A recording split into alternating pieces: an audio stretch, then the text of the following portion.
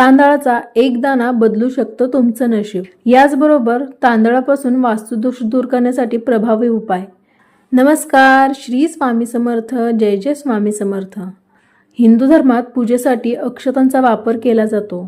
या अक्षताचं खास महत्त्व आहे। ज्योतिषशास्त्रात काही प्रभावी तोडगे सांगण्यात आलेले आहेत। यामुळे आर्थिक अडचण दूर होण्यास मदत होते। तर मंडळी, हिंदू धर्मात प्रत्येक वस्तूचं महत्त्व आहे। सकारात्मक आणि नकारात्मक ऊर्जेच्या दृष्टिकोनातून प्रत्येक वस्तूंची गणना केली जाते। त्यामुळे प्रत्येक वस्तूंचे प्रभावी तोडगे सांगण्यात आलेले आहेत। हिंदू धर्मात तांदळाचं विशेष असं महत्त्व आहे। रोजच्या आहारात आलेल्या तांदळाचा अक्षता म्हणून संबोध केला जातो। याचबरोबर अक्षतांशिवाय देवी देवतांची पूजा अपूर्ण असल्याचं मानलं गेलेलं आहे। इतकंच काय तर प्रत्येक शुभ कार्यात तांदळाचा वापर केला जातो। आरतीचं ताट असो की लग्न असो, अक्षतांचं महत्त्व अधिक असतं। या अक्षतांचा उपाय करून वास्तुदोषापासून मुक्ती मिळवता येते। चला तर जाणून घेऊयात तांदळाचे तोडगे। पण त्या अगोदर तुम्ही जर चॅनलला सबस्क्राईब केलं नसेल तर चॅनलला सबस्क्राईब करा। शिवलिंगावर जल अर्पण केलं तर भगवान शंकर प्रसन्न होतात, पण शिवलिंगावर अक्षता अर्पण केल्यावर शिव लवकर प्रसन्न होतात। अक्षता शिवलिंगावर ठेवा। यानंतर एक बेलपत्र घेऊन त्याचं देठ आपल्या बाजूने राहील अशा पद्धतीने तांदळावर मनोकामना सांगत व्हा। यानंतर कलशातून जल अर्पण करा।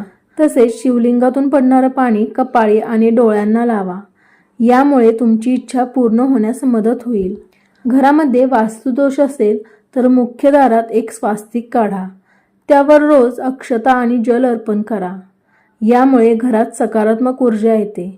तसेच देवी लक्ष्मी प्रसन्न होते आणि तिचा आशीर्वाद मिळतो। याचबरोबर घरातील वास्तुदोषही दूर होतो। धनलाभासाठी शुक्रवारचा एक तोडगा ज्योतिषशास्त्रात सांगण्यात आलेला आहे। शुक्रवारी 21 पिवळे तांदळाचे दाणे घ्या आणि ते लाल कपड्यात बांधून पोटली तयार करा। तांदूळ पिवळे करण्यासाठी तुम्ही हळदीचा वापर करू शकता। नंतर ही पोटली तिजोरी किंवा पर्समध्ये ठेवा।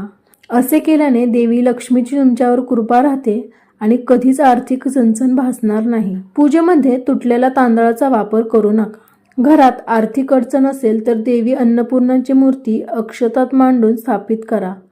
आर्थिक स्थिती चांगली राहील। तर मंडळी, आज आपण आपल्या व्हिडिओमध्ये पाहिलेलं आहे की तांदळाचा वापर करून तुम्ही तुमची परिस्थिती कशी बदलू शकता, याचबरोबर वास्तुदोष कसे दूर करू शकता।